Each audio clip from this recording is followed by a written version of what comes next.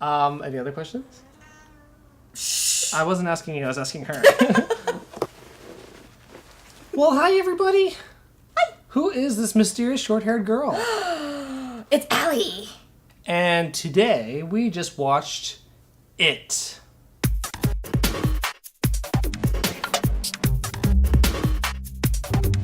My apologies that this is like a couple weeks late, because I think most people have already seen It. So I don't know if we're going to sway anyone to see it. But nevertheless, we thought we'd weigh in our opinions because it's just, sometimes we can keep up with movies, sometimes we can't. Sue us. Don't sue us. No, we really don't. We can't pay you, I'm sorry. Yeah, no. You want to sue me for all I got? I'll see what I think I got $3.50 in my wallet. But what did you think of it? Oh my gosh, this was a horror movie. Yes, it was a horror movie. That is accurate. Now, this is actually a horror movie that didn't disappoint. They tend to be cliched or contrived or dull and vapid. Sometimes I would say also very formulaic.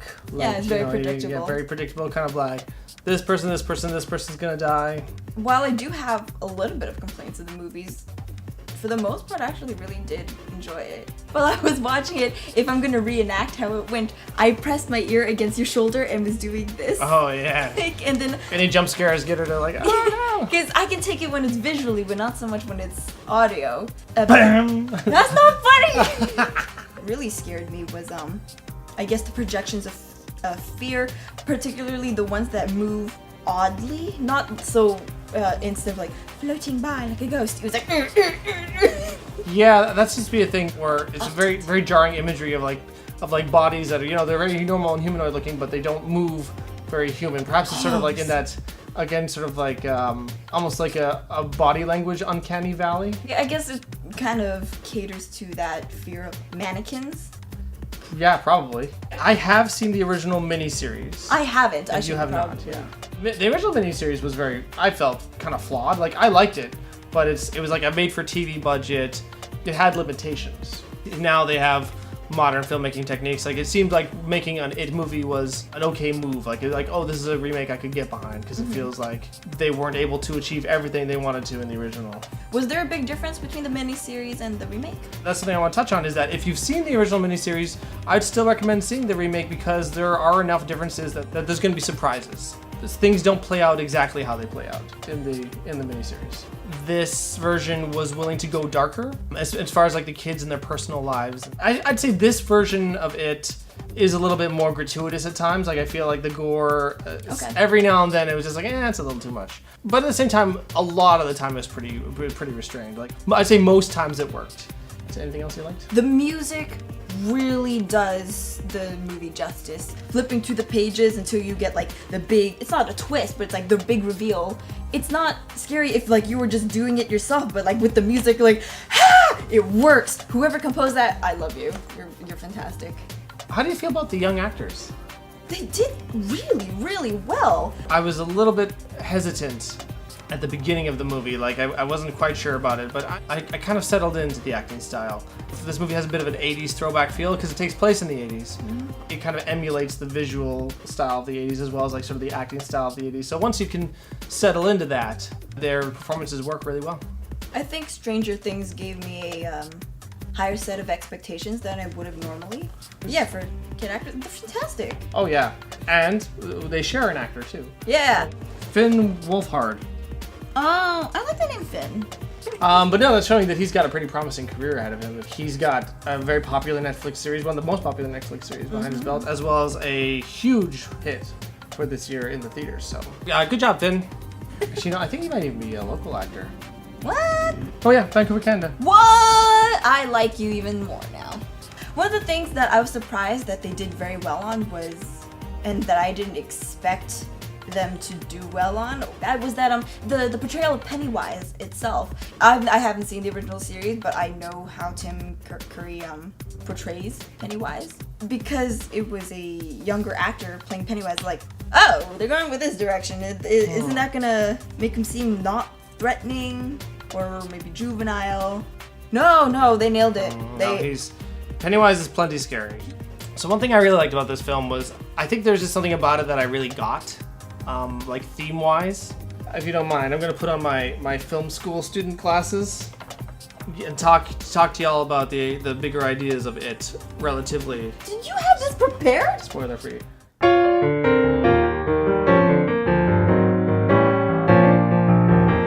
So, I feel like the theme of this movie is about the sins of the fathers, where it seems like most of the kids are very troubled about their home life. There's something wrong going on in their home life. One of them is sort of like not a hypochondriac, but sort of like... Oh, he was definitely a hypochondriac. That's textbook. More like forced down his throat by his mother rather than himself. Of course, there's the implied sexual abuse going on. See, I found that is the incredibly horrific part of the movie. It wasn't Pennywise itself, but the home situations for each of these kids. With Billy, you have the neglect of his parents because of his younger brother. Plus Henry, the bully, who is obviously very abused by his father, which is why he's lashing out at everything and kind of goes a little stir crazy himself. In a lot of these instances, it's pain being passed down from one generation to the next. And Pennywise rears his head back into the town, what was it, like 27. Every 27 years, which is about a generation's worth of time. Oh! And so basically it's like the town is a representation of generational pains being passed down from one group to another. It is up to the kids, the newest generation, to own up to their fears and tackle them straight on to heal themselves so that they're not passing down the curse from their generation to the next one. Wow. If I was to go film student on you.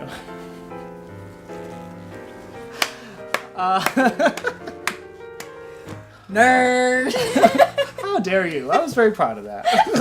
So that's sort of what I read into the movie. I felt that was exactly what it was about, was young kids having to battle battles that have been passed down to them. Their parents, their generation, are too overcome with these things to even see what the problems are. Good God, that's a good analogy.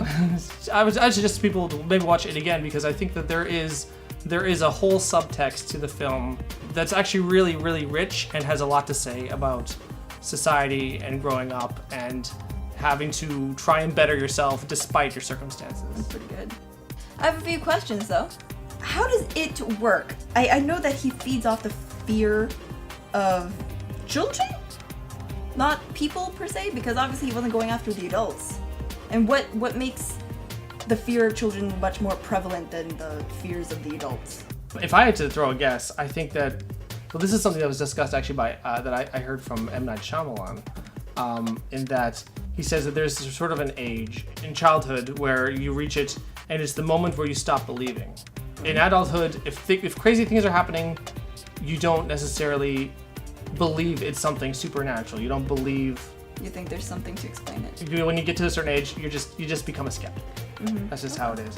Where if you're young, you believe things that are thrown at you. I remember telling my younger brothers a scary story and having them just freak out, even though like there was nothing to support. Like what I was just kind of trolling them, and it just worked because they were at that age where they could believe. How do you feel with this just being chapter 1? Good. I feel really good because of the pacing of the miniseries. Basically, I only saw it as sort of like both parters kind of smushed together, and it's kind of exhausting to get through. Ooh. I mean, then again, I never watched it as it was intended as a miniseries. Mm-hmm. Having a two-parter movie feels okay to me. The two stories. Oh, is it only 2 parts? Yeah. Oh, okay. I thought it'd be like a trilogy. If it's going by the story as I know it, should be 2 parts. Part 1, them as kids, and then 27 years later. The 2 stories are separate enough that they could work as 2 different movies. I think that'll be just fine. Yeah, cool. So, at the end of the day, would you recommend people see it? Yes. Yeah, I would say that it's worth seeing as well.